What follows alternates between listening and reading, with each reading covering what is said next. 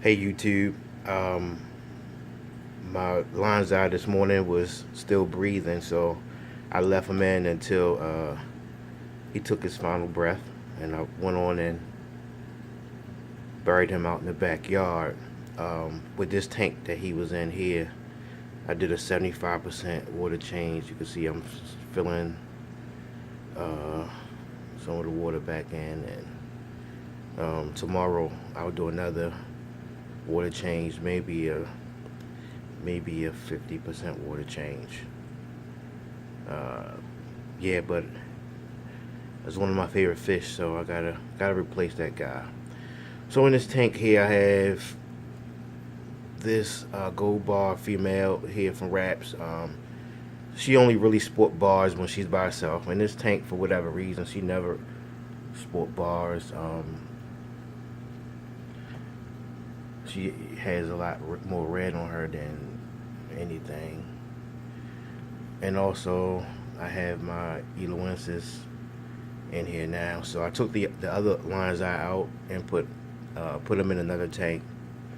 Um, so in this tank again is just the gold bar female here. I call her rose gold, and my Eloensis grew out spread by William B. More Aquatics. Check out William B. More Aquatics page whenever you get a chance. Just search Be More Aquatics. We pretty much have the same fish, or I have fish from his spawnings. But yep, this is the Eloensis, and the Eloensis, like I said, were bred by him. I picked these Eloensis up, and I want to say June, May or June of 2017. They growing pretty good. That's maybe the biggest male right there. I call him Tank. Um, I think in this tank here, I probably have more females than males. Maybe 2 males and 4 females. There's 6 total in this tank.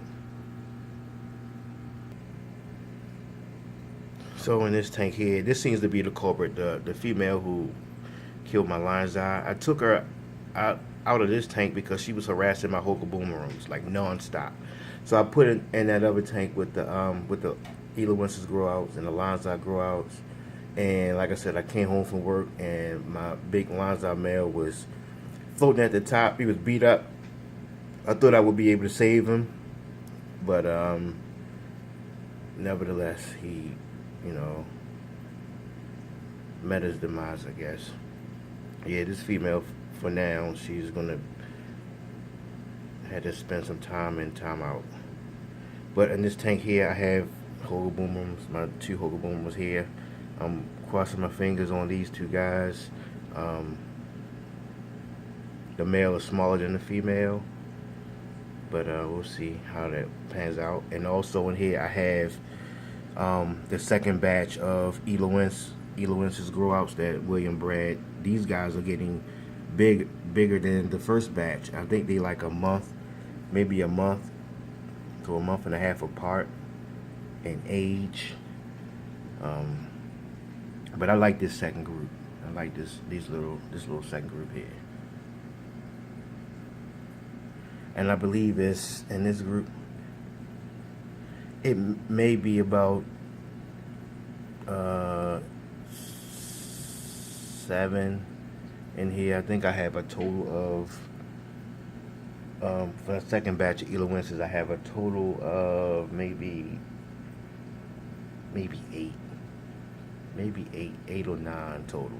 So maybe about 6 or 7 in here. I do have a small citronellus in here. One of the citronellus I was inspecting. I was unable to catch her when I was taking the fry out. That spawn was born in August, and she was one that I didn't even know was in here until maybe a couple days later. And I figured that there's other fish would eat it, but they didn't, so she's still around. Half of her face is gone, though. That's the weird part. Like the top part of her face is gone. She only had like a bottom lip, but she's surviving. In this tank here, I have my Ritter's leaders. These are 2 little guys back here that escaped from the breeding box. I'm about to throw some food in here for these guys. Sea surface inside of this log here as usual. And I believe Benetton may be buried over here. I can see our fins moving there. She's in it. On that end there. I just turned the lights on, so they're a little spooked out. In the breeding box there.